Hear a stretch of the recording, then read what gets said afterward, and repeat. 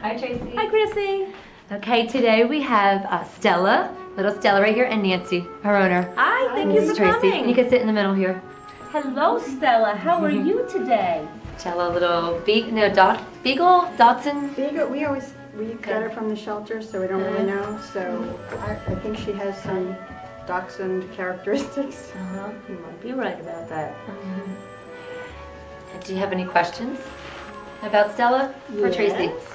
I do want to tell you first that people seem to think she's a puppy. She says, I'm not a puppy. I'm not a puppy. People think I'm a puppy because I'm little. But I'm not a puppy, I'm a big dog. So that was her first comment. Okay, so let's go ahead. We'll go on with your questions. With Stella, she's had some health issues, and I wanted to know how she was feeling. Okay. What area in particular are we going to look at? She had a lymphoma growth removed from her back leg, Okay. and she's undergone chemo. Oh, very good. She has a great energy for undergoing anything that harsh. That can take a lot out of them. She has bounced back incredibly. Let me see what she has to say about it.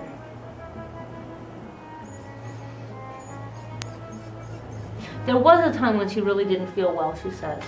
But she feels very good now. She said her strength is back. She had felt very weak in the legs, she's shown. The front legs really bothered her, having the weakness in the front legs, but she has regained her strength.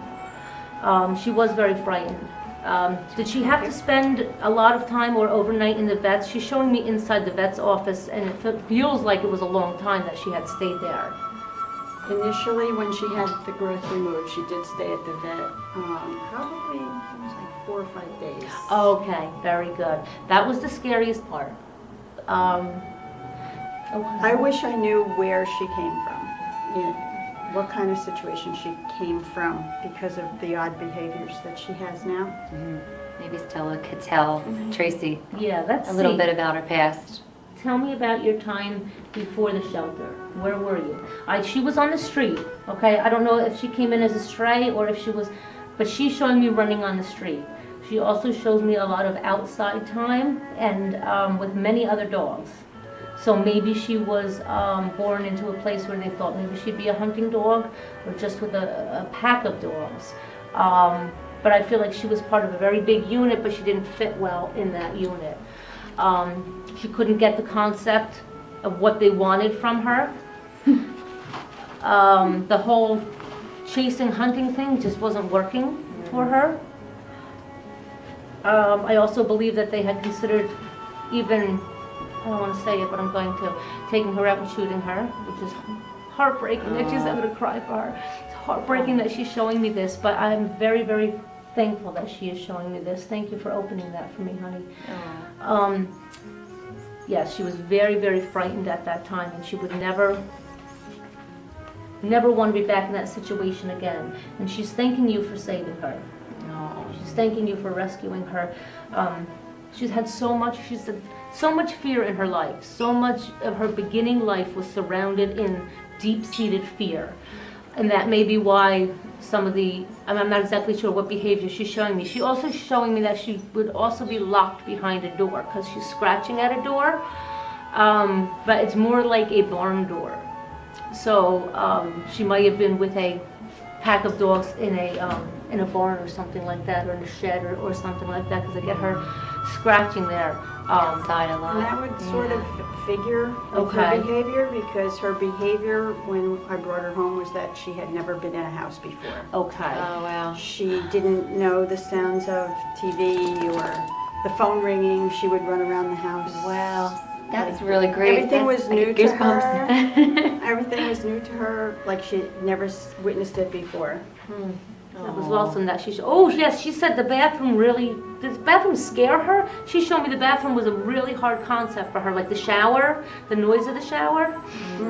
That was very, very strange to her. She couldn't quite get a grasp on that for a long time. And that would make sense, I guess. She would always, especially if she's hearing it behind a closed door, and she wouldn't get the concept of it, but she understands it now. I even get, before she went and had her little surgery, I even get that her head would kind of get cloudy or dizzy. Did you ever see her shaking her head before you went? Okay.